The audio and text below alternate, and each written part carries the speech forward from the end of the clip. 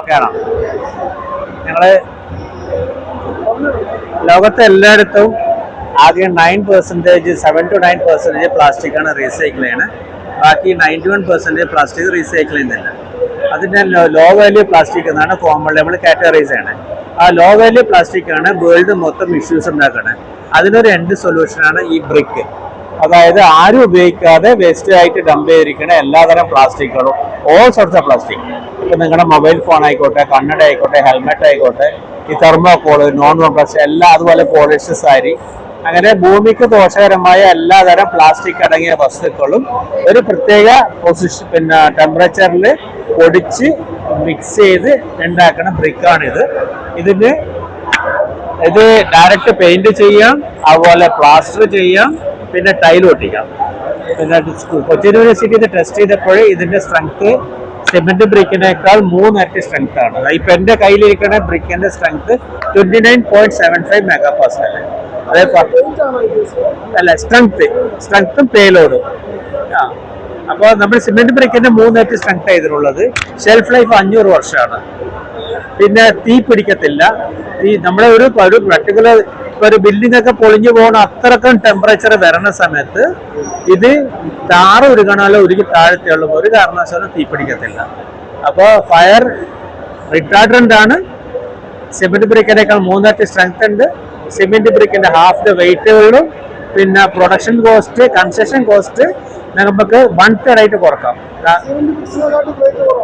Wait പകുതി വെയിറ്റേ ഉള്ളൂ. Rate കുറവാണ്, പകുതി റേറ്റേ ഉള്ളൂ. അപ്പോൾ സിമെന്റ് ബ്രിക്കിൽ നിങ്ങൾ ഒരു കൺസ്ട്രക്ഷനിൽ 1 ലക്ഷം രൂപ ചെലവ് വരുന്നതാണെങ്കിൽ ഇതിൽ 25,000 to 50,000 നിർത്താം. പിന്നെ അതിന്റെ 3 ഇരട്ടി സ്ട്രെങ്ത് ഉണ്ട്, അതിന്റെ 3 ഇരട്ടി പേലോഡ് ഉണ്ട്. ഇല്ല, ഇത് ഞങ്ങള് MVP സ്റ്റേജിലാണ്. ടെസ്റ്റിംഗ് കഴിഞ്ഞു. ഇനി ഗവൺമെന്റ് അപ്രൂവൽ എടുത്ത് അതിന്റെ പ്രൊസീജിയർ ഒക്കെ കഴിഞ്ഞ് ഒരു 6 മാസം കൊണ്ട് പ്ലാന്റ് സ്റ്റാർട്ട് ചെയ്യും. പ്ലാന്റ് സ്റ്റാർട്ടിങ് എക്സ്പെൻസീവ് ആണ്.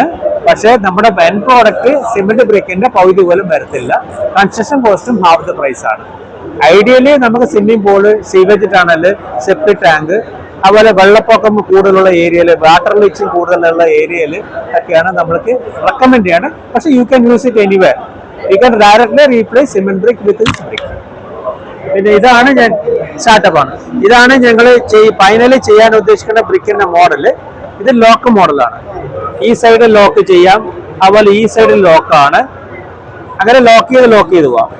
അതുപോലെ ഇത് നമ്മളൊരു ഒരു റിട്ടൻഷൻ വാള് പണിയണമെങ്കിൽ ഒരു ഈക്വൽ ഡിസ്റ്റൻസിൽ ഒരു കോൺക്രീറ്റ് ചെയ്തിട്ട് ഈക്വൽ ഡിസ്റ്റൻസിൽ കമ്പി ഇറക്കി കഴിഞ്ഞാൽ അതിനകത്ത് കമ്പി ചുമ്മാ ഇറക്കി വെക്കാം. അപ്പോൾ ഒരു സാധാരണ ഒരു ബംഗാളിക്ക് പോലും ഈ ബിൽഡിംഗ് പണിയാൻ പറ്റും. അപ്പോൾ കൺസ്ട്രക്ഷൻ കോസ്റ്റ് കുറയും. പിന്നെ ഇത് ബിൽഡിംഗ് പണിതു നിങ്ങൾക്ക് പ്ലാസ്റ്ററിങ് എക്സ്പെൻസീവ് ആണെന്ന് തോന്നുകയാണെങ്കിൽ നിങ്ങൾക്ക് ഡയറക്റ്റ് പെയിന്റ് ചെയ്യാം. ഇത് ഡയറക്റ്റ് പെയിന്റ് ചെയ്തതാ, ചുമ്മാ പുട്ടിയിട്ട് പെയിന്റ് ചെയ്തതാണ് ഈ സാധനം. 2 വർഷം ഇത് പെയിന്റ് ചെയ്തിട്ട്. അപ്പൊ അളകി പോകത്തില്ല. ഒരു 6 മാസം എടുക്കും പ്ലാന്റ് സെറ്റ് ചെയ്യാൻ വേണ്ടിയിട്ട്. അത് കഴിഞ്ഞാൽ മാർക്കറ്റിൽ അവൈലബിൾ ആണ്. ഇതിൽ മെയിൻ അഡ്വാൻറ്റേജ് കൺസ്ട്രക്ഷൻ കോസ്റ്റ് കുറക്കുക. അതുപോലെ ഏറ്റവും ഞാൻ പറയുന്നത് വെച്ചാൽ മൈക്രോ പ്ലാസ്റ്റിക് ഇഷ്യൂസിന് ഒരു എൻഡ് സൊല്യൂഷൻ. അത് അടുത്ത തലമുറേനെ നമുക്ക് മൈക്രോ പ്ലാസ്റ്റിക് ഇഷ്യൂസ് ഒന്ന് രക്ഷപ്പെടുത്തുക. അതാണ് ഇതിന്റെ എയിം. അതെ. അപ്പൊ നമ്മൾ സാധാരണ ഇതിൽ ഒരു തലമുറയെ രക്ഷപ്പെടുത്തുമ്പോൾ നമുക്ക് എക്സ്പെൻസ് വയ്യ. ഇത് തലമുറയെ രക്ഷപ്പെടുത്തിക്കൊണ്ട് ഇതിൽ വരുന്ന ബ്രിക്കിന്റെ എക്സ്പെൻസ് കൊണ്ട് ആ പ്ലാസ്റ്റിക് ബ്രിക്കിന്റെ പ്രോസസ്സിംഗ് മുഴുവൻ നടക്കും. So it is any plastic, ഏത് ഐറ്റത്തിൽ ഒരു പ്ലാസ്റ്റിക് കണ്ണടുണ്ടെങ്കിൽ അതെടുക്കാം. ഈ കണ്ണട ഇത് ഇതാണ്, ഫൈബറാണ്, ഇതെടുക്കാം, ഒരു പ്രശ്നമില്ല. പേന, അതുപോലെ ഇതൊക്കെ ഉപയോഗം കഴിഞ്ഞാൽ നിങ്ങൾ വേസ്റ്റ് കളയേണ്ട, നേരെ നമുക്ക് ഞങ്ങൾ റീസൈക്കിൾ ചെയ്ത് മാറ്റും. അത് ഞങ്ങൾ പഞ്ചായത്ത്, നമ്മളെ ലോക്കൽ ബോഡി ആയിട്ട് ടൈപ്പ് ചെയ്തിട്ട് നിങ്ങൾ ചെയ്യണം.